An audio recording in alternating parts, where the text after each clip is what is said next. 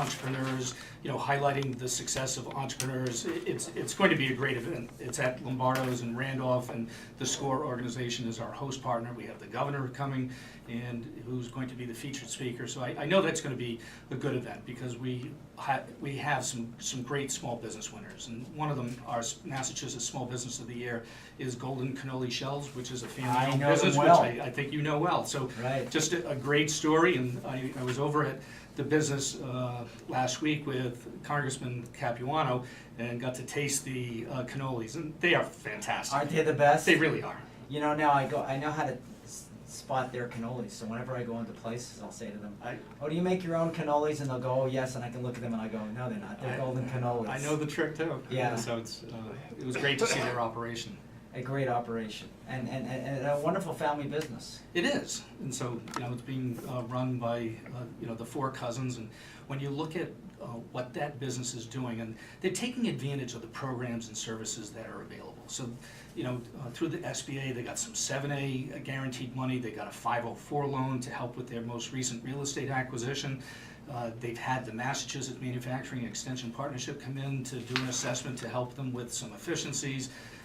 They were in our E200 program. They got some assistance through the SCORE organization and the SBDC. They're taking They're advantage. working everything that they can They get. really are. And so they're actually going to be down in Washington next Friday, and that's when the Small Business of the Year gets announced. So Are they all going, or is just Valerie going? well, Valerie's going. I think a couple of them are going, and their bankers going from First Trade Union Bank, and so I know they're looking forward to it. They're going to be going over to the White House as part of the SBA my. celebration. So keep your fingers crossed that because I really do think they have a good shot at being the National Small Business of the Year. When you look at the business, how they're growing revenues, how they're creating jobs, and the connection with the SBA, and so It's nice to become a poster child. yeah. And you couldn't have picked a better business or a better family. Yeah, so you know how hard it is when you're soliciting nominations, and we got a lot of nominations this year, and culling through them, trying to figure out the best candidate.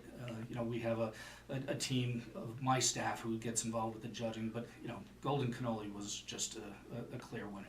They were a great business. That's great. And now you brought the whole team with you this time. Yes, Ray Milano here. I want to add on to Golden Cannoli. We have modern pastry as one of our winners too, so we kind of have a theme going on because we know modern pastry does use golden cannoli as a vendor. It's an Italian theme It's here. an Italian theme, pastry theme. So they're going to be our Jeffrey Butland family-owned business of the year this year. So we're excited to have modern pastry, and they're a family-owned business too. Wow, Yeah. that's great. So why don't you explain? Obviously you have such a passionate and loyal group, a constituency. Why are they so loyal and passionate? And what are you doing for business that makes it so special? Now I know this, but I want to make sure our listeners are clear again.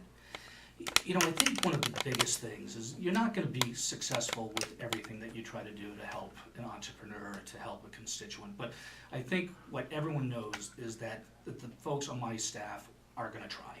And as long as you try and you give it sincere efforts to try to help that business, whether it's with access to capital or directing them to the right source of technical assistance, or if they have some problems, trying to work with them and their bank to help them out of a difficult situation, they know that we're there trying to do the best thing for the small business and helping them out. And I think that comes across loud and clear.